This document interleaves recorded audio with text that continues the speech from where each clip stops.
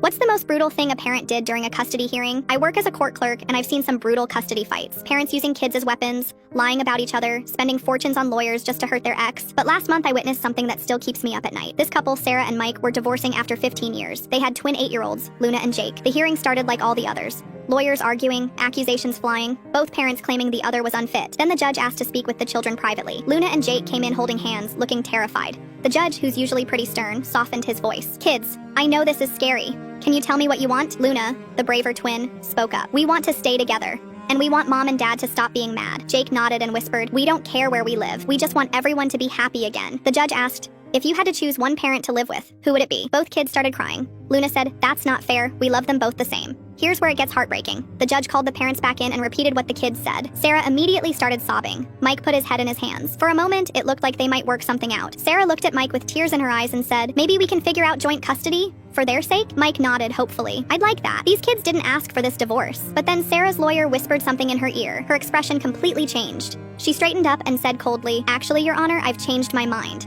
I want full custody. Mike travels too much for work and he's never been the primary caregiver." Mike's face went white. "Sarah, what are you doing? We just agreed." "I was being emotional, but I need to think about what's best for my children." Mike's lawyer jumped in with counter-arguments, but the damage was done. The hearing turned ugly fast. Sarah brought up every mistake Mike had ever made. The time he was late picking them up, the weekend he had to work during his custody time, even the fact that he didn't know Luna's teacher's name. Mike fought back, mentioning Sarah's drinking problem from 3 years ago that she'd gotten help for, her mother's interference, her tendency to badmouth him in front of the kids. Luna and Jake sat in the hallway, listening to their parents destroy each other through the courtroom doors. After 3 hours of brutal testimony, the judge made his decision. "Given the evidence presented, I'm awarding primary custody to the mother, with supervised visitation for the father every other weekend." Mike broke down completely. "Supervised? Your Honor, I've never hurt my children. I love them more than anything. The court has concerns about your work schedule and living situation. This decision is final." Sarah looked victorious for about 2 seconds until she saw her children's faces. Luna was staring at her like she didn't recognize her. "Mommy, why can't Daddy live with us anymore?" Jake ran to Mike, wrapping his arms around his legs. "Daddy, don't leave us." Mike knelt down, trying to hold it together. "I'm not leaving you, buddy.